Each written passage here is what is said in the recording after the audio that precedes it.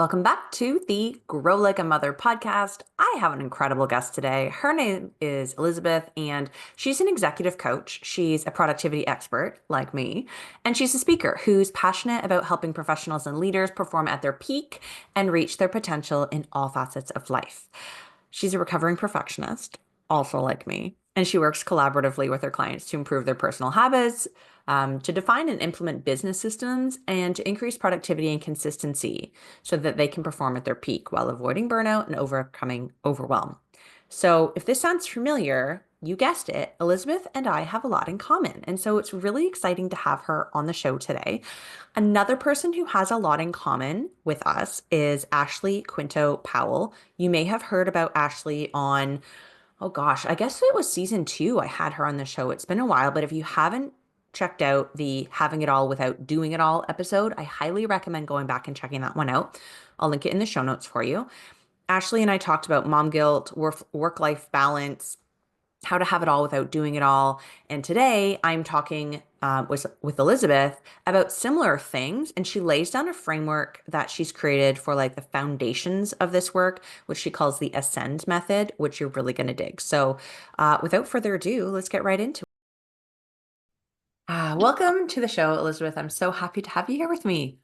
Thanks, Jill. I'm very excited to join you. I think that the work that we do is very aligned in a lot of ways. Can you share with the audience sort of what is the crux of what you're all about? Sure. So I am a small business owner and own a company that is called Peak Productivity. So I'm an executive coach, business coach, and I do lots of speaking and training on all things productivity. I've been on this journey for about 17 years. So lots of evolutions of who I am and what my business is, but largely serving individuals, leaders, and teams, helping them to achieve peak productivity, whatever that means to the individual. Yeah, I love the name of the company. I think it just conjures up such like strength, Mhm. right? When I'm thinking about Yes. it. And Yeah. I love how you talk about when when we're grown-ups, when we're in life, we don't tend to reach for coaches like we do when we're younger Mm, and we're learning things.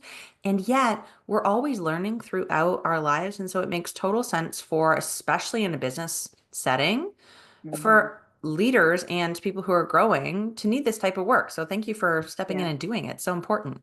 Yeah. I like to talk a lot or make the analogy quite often of professionals that are in the athletic world. They would never go onto the field or the court without having multiple coaches, right, who are behind them. But then you look at the business environment, and I think it's getting better, but I think a lot of leaders still feel like they need to stand alone and look like they're doing it alone. And like in any other area of life, we are together, we're better, right, and stronger. And coaches are, in my opinion, the smart way to accelerate and elevate versus kind of the struggle of doing it on your own. Right? Yeah, because especially now with the internet, there's so much information. It's hard to know what's accurate, what's going to work, what the best thing is for you. A lot of the work that I do is like personalizing things because there's Yes. in the field of time management, I've got 100, 200 tips that I could offer people, but we don't give it all to everybody. We want Right. to make sure it's really personalized so it's actually going to work for you and just cut out the extra time. I feel like that's what people like you are really great at doing is bringing people the results quicker. Yeah. Yeah. Yeah. And absolutely, it has to be catered to the person. My background, I used to be a speech language therapist. And so I Mhm. used to work one to one in a therapy setting. And to your point, whether it was with a child or with an adult, you have to find what works for their learning style, right, or their communication style. And it's no different for adults and in the workplace for sure. Yeah, as you say that, I'm just feeling called to share how much I've learned from my kids. Like I do have a kid who's autistic, so he's in SLP every 2 weeks, Hmm. and learning the way that he learns, it, Yes. as he was the first child that I started raising, and I've since had a younger, and I've got two older ones that have come in, and but now I'm really good at in my parenting world and expanding outwards as well, looking at each individual and thinking like, okay, how do we pull out the good stuff? How do we motivate? How do we like temper some of the things that might be challenges? And Hmm. yeah, Yeah. Yeah. Yeah. And, I know we're going to talk all about productivity and strategies, but you have to know the person first, whether it's knowing yourself first, Hmm. right? Or those that you work with, that you lead, that you collaborate with, until you know the person and what makes them tick, what motivates them, what motivates us, then you're not going to be able to match the right strategy, if you don't have that knowledge and that understanding. So, yep, always starts with the individual. Yeah. And it's so important for us as like the listener and the individual that we're referring to start doing the work ourselves Mhm. because the more that we understand about ourselves and the way that we work, the more we can show up and gain the benefit of this extra layer of support, right? Yes. Um, I'm wondering, we're going to be diving in today and talking a little bit about like for high performing women specifically, because that's who's listening to us talk right Right. now. What is the difference between like busy and productive? And then how do we look at those things and really understand our contribution and how that drives us as well? Can you dive into that a little for us? Yeah, I would love to. So it's interesting. I speak to a lot of groups, and I almost always start my conversation with conjure up an image in your head of an individual who's busy and tell me, what are they feeling? What do they look like? What are their emotions? And I'd say 90% of the responses are, oh, it's someone who's overwhelmed, who's reactive, who's stressed out, who's burnt out. It's very negative, right? But if we listen to the conversation, whether it's, we're talking to a fellow parent or we're asking how someone's weekend was, we use that word busy so often. It's just, we don't even really think about what that word is conveying. But busy really represents kind of that. I've had some really interesting responses when I ask for connotations and synonyms. I've had hamster on a hamster wheel. Someone a couple of days ago said, I think of an octopus. I've got 8 arms and 8 different things. And I Yeah. just thought, oh, that's such a fantastic visual. So busy is often, we're doing all the things. We're focused more on like quantity than quality. We're just doing it to get it done versus really recognizing, is this, moving me towards my personal goals? Is this moving, professionally? Is this moving a high priority project forward? As a household, are we doing something that is this in alignment with what our family values? And when we stop and ask those questions, we can start to recognize, okay, busy is we're doing all these things and we don't even necessarily know why. Or, we're doing it just because we've always done it. We're saying yes to things that are then causing us to spread ourselves too thin or make others happy before we think about our own needs and happiness. So productive, again, going back to a speaking event, when I say, okay, now let's think about productive. What images come to mind? And it's so interesting because you can see the energy in the room shift immediately. People get, sit up straight and they start, calling out these words with more positive energy. Productive is, completion, goal accomplishment, collaboration, ease, flow, focus. And so, why, let's talk about that word more, right? How can we describe our day as productive? How can we set objectives to have a productive week versus a busy week? And so, again, if you look at whether it's, what you are planning for the week for the family or for yourself or for your organization, how are you defining what a productive day or week or month, you know, what's the definition there? And it typically is more about getting the quality things done. It's not about we checked 100 things off the list. It's we got those 3 key, proposals out the door, or we had, those 2 really important conversations. And then, I've weaved in kind of an even higher level. So I think of busy is like that, we're churning. Productive is, okay, we're being more strategic and intentional, but contribution, that really just instinctually, but also in a lot of the research that I've done, that's really what drives us as humans and as community members and as contributors in, an organization. We want to know that we're contributing to a greater cause, something we might not be able to do alone. Or to bring this back to the parenting world, right? Like how am I living a life here and setting an example for my kids, that sees how I'm contributing to our family, our household, our neighborhood, the greater good of our community. And when we can start tapping into how am I contributing, that's our purpose. That's our why. That's what keeps us going and helps us make the best decisions and drives us when motivation wanes, right? Or some of the newness of something falls away. We're recording this at the beginning of the year, and we hear all about people set resolutions, and then a couple weeks in, we start to lose the excitement. Contribution is what keeps us going, and that's ultimately, if I can help clients and if I can help organizations and I can help people find what does contribution look like for me, then we can figure out how to function at a level of high productivity, high performance, and really high happiness. Yeah, I love that you've identified that sort of like icing on the cake of this Yeah. like sort of pyramid, because busy is something that I think we all assume is a mandatory like piece of the puzzle. Mhm. Productivity is like our goal. Like we want to feel productive, not just busy. But I think a lot of people forget or are too busy being productive to really think about that contribution and that higher piece that's going to bring in the happiness. Because being productive and crossing things off the list doesn't always mean you're happy. Right. Absolutely. Absolutely. And that goes back to, when's the last time you stopped and defined that for yourself? We get through a day and we're often on to the next responsibility before we really even recognize, man, I should give myself a pat on the back. I got a lot of important things done today. Or, on the flip side, starting our day and saying, no matter what happens today, these are the 2 or 3 things that are going to be most significant and help me feel that sense of accomplishment, that sense of movement, of forward progress. And why don't we do it? Because we're caught up in this busy mindset. Right.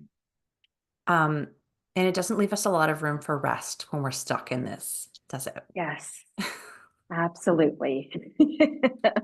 Yeah, And that's without rest, again, it goes back to without rest and recharge and taking care of ourself, body and mind.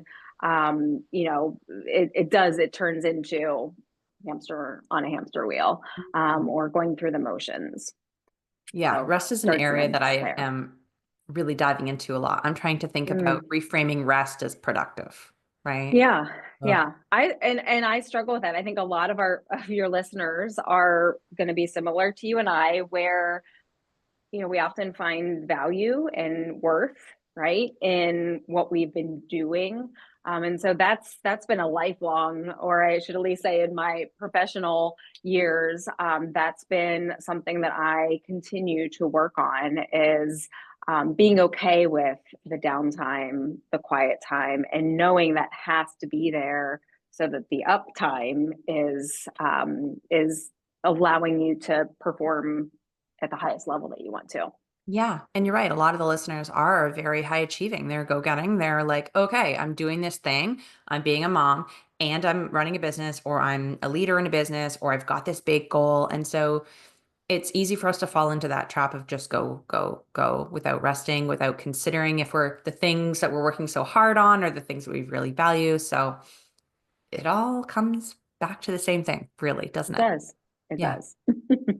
I'd love for you to share with us about the Ascend method, that is that you share with and you work with your clients with. Can you bring us through what that looks like?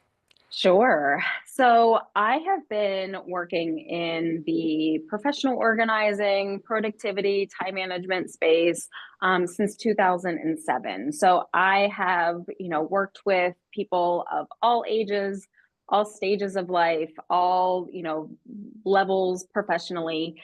And, a couple of years ago, I stepped back and I thought, what are the fundamentals that no matter who you are, where you are in life, what you're managing, that are really critical to establish kind of that baseline of being a high performer and knowing productivity. And the Ascend method came out of that work. And so it's an acronym. I'll give you the 6 fundamentals, and then we can dig into as many or as few as you want to. But the first, you set me up perfectly. The first fundamental is advocating for self. And it's really about how are you taking care of yourself, both physically, mentally, emotionally. It's, goes along with what many people have heard before. And, in the case of an emergency on an airplane, they tell you you must put oxygen mask on yourself first. How are you living that out in your life? How are you filling your cup first and foremost so that you can pour into others?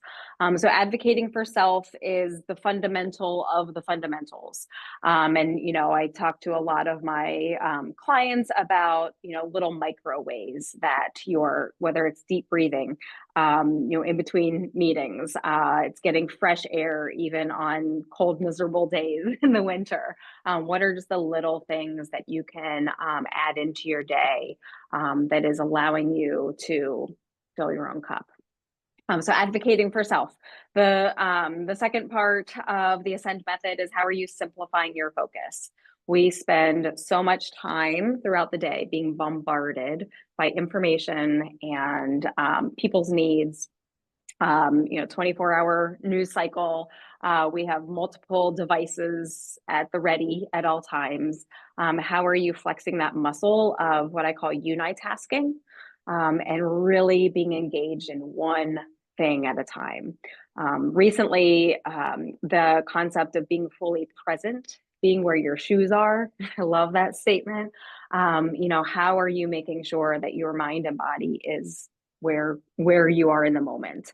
And again, there's 101 strategies to support you with that goal of simplifying your focus. The third fundamental is communicating boundaries. Boundaries is a very popular word in 2025.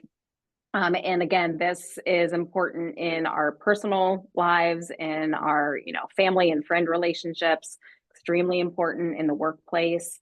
Do you have the support to communicate and establish boundaries? With most of the women that I work with, I often hear that they are their own worst enemy when it comes to holding boundaries. So we can dive into that if you would like to. The next fundamental is, after communicating boundaries, is eliminating distractions and interruptions. Again, it goes back to all the bings and dings, and the way that the world is constantly trying to pull our attention in 1,000 different directions. So how are you putting some constraints in place? Navigating your priorities proactively is the fifth fundamental. It goes really, it's, are you planning before doing? And resting before doing, and getting out ahead, right? Instead of defaulting to kind of the reactive mode that many people fall into. The final fundamental is developing systems.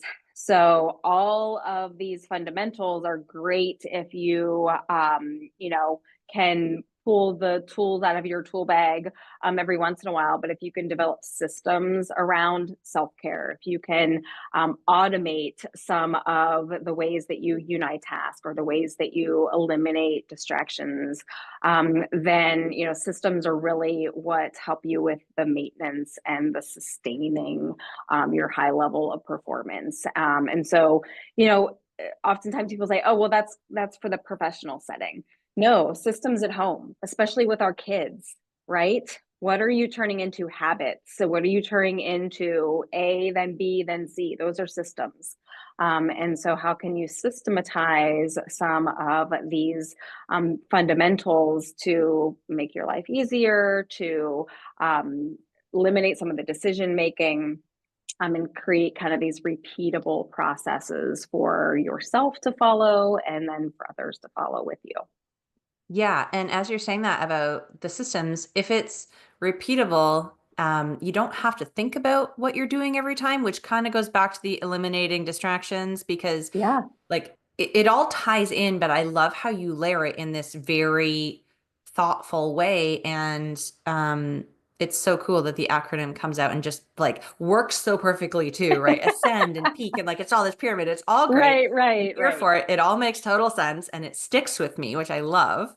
Awesome. Um, yes, you are correct. I would like to dive a little bit into picking your brain about boundaries because Yeah. it is an area in 2025 that I'm working on. I am very Hmm. good at boundaries um, with work. Okay. I'm not really good with boundaries with home. And it's Hmm. funny because I feel in my work, because I'm an entrepreneur, I have kind of full control. But when Yes. I'm a parent, there are other tiny humans who are very much changing.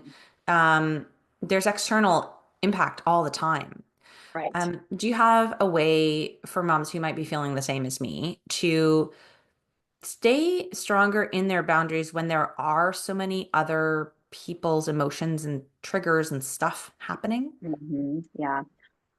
Yeah, I mean, a couple of different things that pop into my head. I think the first, I have a 13 and a 10-year-old. And so I really am becoming even more mindful of what I'm modeling. And not to say that 3 and 5-year-olds, right, aren't also watching us, maybe even more closely. But I'll often think about how am I setting boundaries and modeling that so that my children understand that they can set boundaries and that the need to respect others' boundaries.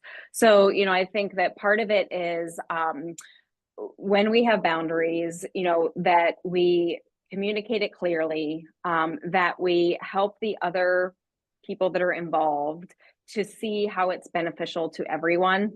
Mm. Boundaries, I'll often get people when we discuss this topic that say, I feel selfish when I need to communicate a boundary or I need to put a boundary into place.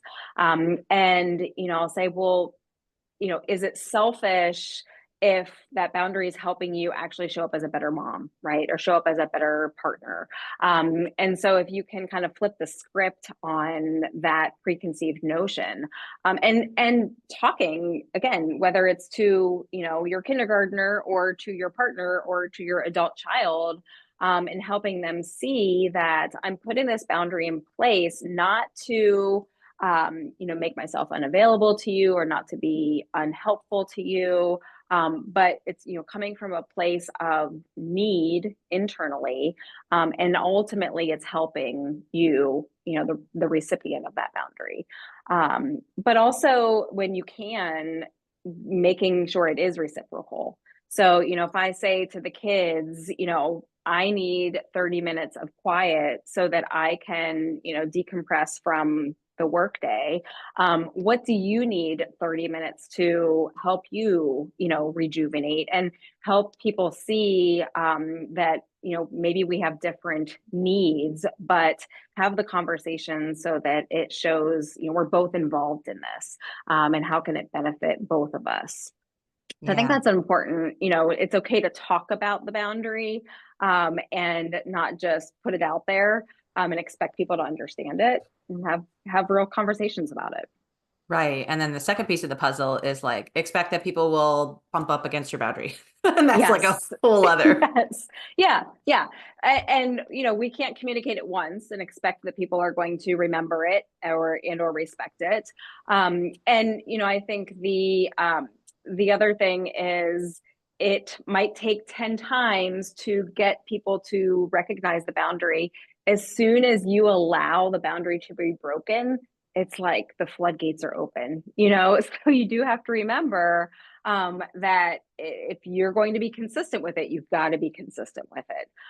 Because as soon as you back off or lean, away, it can almost disappear, and then it's hard work to get the boundary back in place.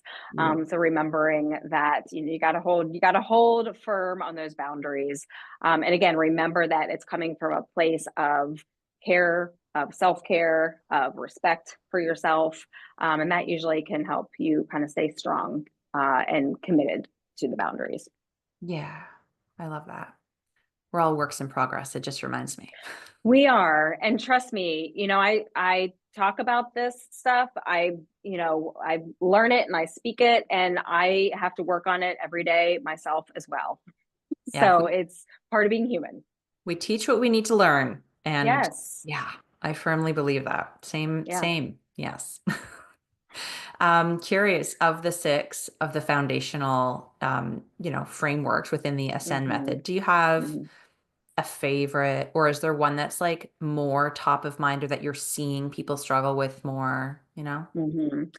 I would say it's the navigating priorities and being proactive. Mm, I think that again, the more I teach this model and the more I help clients implement it, it's almost like you can't take one layer away without kind of breaking down the other layers, and they really are dependent upon each other. But if that proactive, the plan before you do, pause before you react, we can see this in lots of different ways. And it's just giving ourselves that little extra bit of time or focus that has such a powerful domino effect. And again, while we tell ourselves, I'm too busy, I can't create time to plan out my whole week. It really is a matter of you can do it in small increments, and a little bit of planning at the beginning of the day, beginning of the hour, whatever it is, really goes a long way. And once you start doing it, it really is, it's empowering. And you start to see that, no, actually, I do have time. I can carve out 5 minutes before I jump into my inbox. I can sit down on a Sunday evening and take a look at the calendar. I can take an extra 2 minutes in the car before I walk into that meeting and get my head, set. And so it's like, again, it can be in little micro moments. But once you start seeing yourself as a person who plans, it really gives you an incredible sense of control and autonomy, and kind of a new vision on how you can run your day and run your life. yeah, it's like a cheat code. I Yes. heard recently, and I wish I could remember who said this, but the idea went something like this: time management is like a chess game. The masters are the ones who are always a few steps ahead. You're Yes. planning a few Yes. steps ahead. Yeah, yeah. And I had a mentor back when I was just getting started and running my own business and in this industry. And something that she said was, you just need to be a couple steps ahead, right? You don't have to have everything mapped out. You don't have to be, knowledgeable, 10 layers deep. But you just need to be a couple steps ahead, a couple moves, in your mind. And that's always stuck with me. You don't have to know the whole, formula or see the whole picture, but you do need to be able to at least lift your eyes up off the ground Yeah. and see a little bit, further down the road. Yeah, and trust yourself to figure it out. Yeah. Big piece of, I think, getting the life that we want and achieving this alignment and this contribution that we're striving for is self-trust. Like, Hmm. yeah, Hmm. believing in your own self. Yeah. Yeah. And, I see the parallel here. Hopefully you do too. That it's okay for the vision to change, right? It's okay for the priorities to shift. That, just because you have a plan, it's okay to change the plan, right? And I think that's another level of trusting yourself. What productivity looked like, last year in my business. It's going to be really different this year, and that's okay. It's not like you set it and forget it.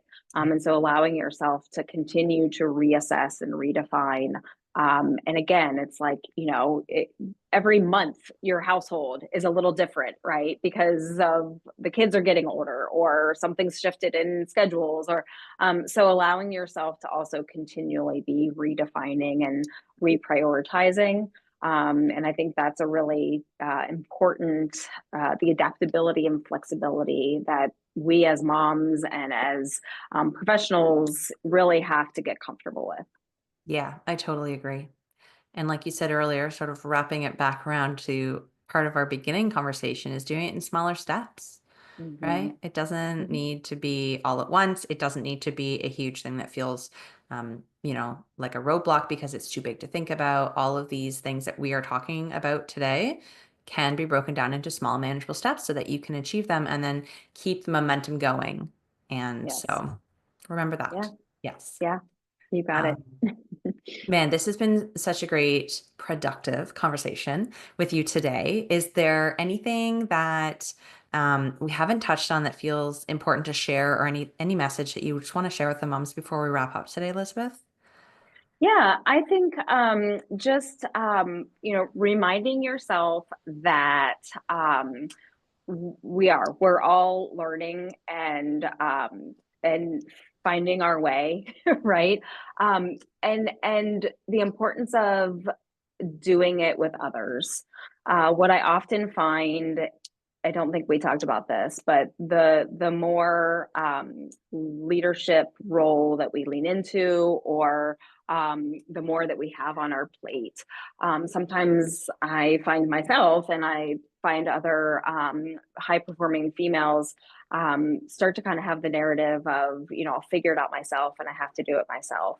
And I think the most important lesson that I've had on my journey is finding people that I can lean on and that I can ask for help and that I can be really transparent with, and let them see when I'm struggling, right? And let them help me when I'm stuck. And sometimes you can start to feel isolated and feel like nobody gets it. So having your people, achieving peak productivity it's not a individual sport. You got to Right. have people that help you get there and support you, and that take some of the load off as you're moving forward. So Mhm. find your people, find your support, and know that you don't have to do it all yourself.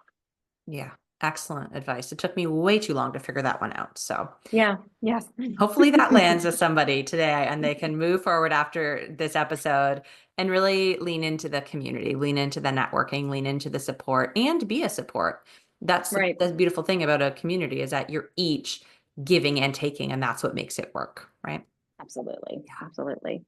Well, if you are listening and you are loving what you're hearing, please reach out to Elizabeth and I and let us know that you heard about her here on the Grow Like a Mother podcast. Let us know what was your favorite step or foundation of the Ascend method, what you learned or what really landed.